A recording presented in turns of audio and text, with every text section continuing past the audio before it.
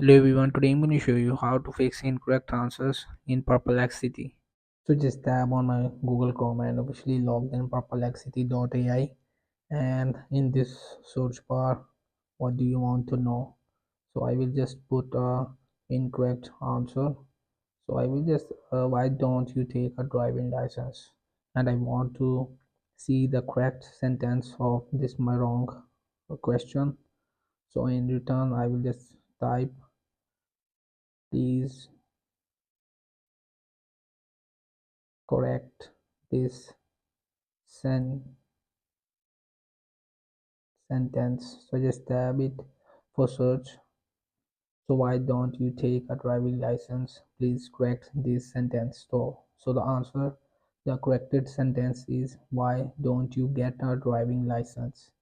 If you need further assistance or variations, feel free to ask. But it was a correct answer, so I will just tap for thumbs up. So that's it. Hope this video helped you. Please don't forget to like and subscribe and get notified for more videos.